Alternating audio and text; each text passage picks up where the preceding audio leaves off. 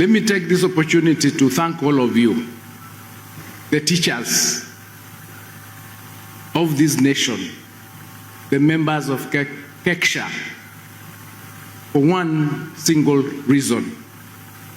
You've done us proud by ensuring that the competency-based education, which was complicated, you've managed to navigate through it until we have arrived at grade 9, done the exams which are now being marked to transition our children to grade 10. Congratulations. And I do not say that lightly. I said because you are the team that deals with the foundation of our knowledge. If we were to get it wrong at this stage, we would have lost it. But thank you for ensuring that you've held Kenya high and you've supported the parents, you've supported the students and the learners, and you managed to pull through despite the many challenges that you had. If you recall, the transition to grade 9 from grade 8 was also a big challenge. You do recall that we did not even have enough classrooms. But through you, the government was able to do the 23,000 classrooms.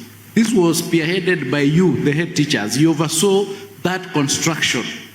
And for the first time, a project of the World Bank of that magnitude was carried out within budget and within time. Congratulations once again. It just goes to show me, or to tell us as government, that we have the right team at our foundational education sector that feeds into our higher education. This team of NAT, and I saw a few shots of Kupet here as well. When we started, we had a challenge of many issues dealing with the CBAs. We sat down with this leadership and we said, as a country, we need to be able to talk to each other so that where we have challenges, we resolve them without resorting to the streets.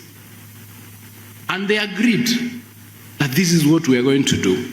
And this year, your CBA for 2025-2029 was signed, I think, in May this year, and it is ongoing.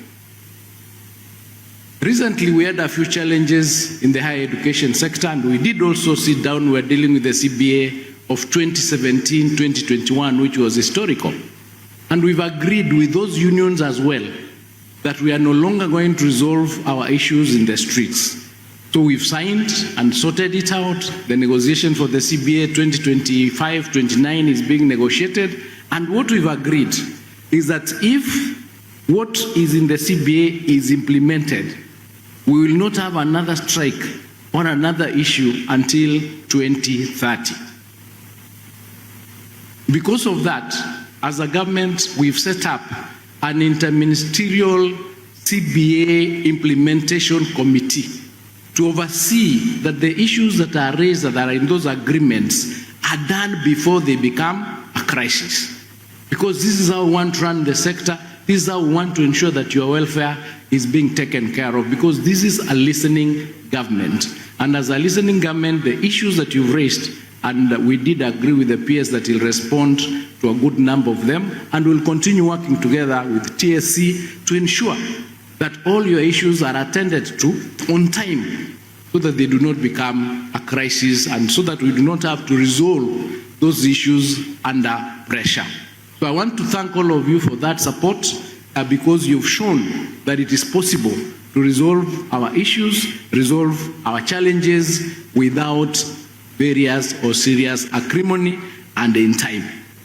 The issue of the transition to SHA is a good one. And I saw the team from SHA here. I did notice, though, that the package for maternity, and I was asking my PS there why it is different, why it is different for different cadres. I thought it should be They say, but it is something that perhaps they'll need to look at. But thank you so much for all your support. We look forward to continue working with you and to continue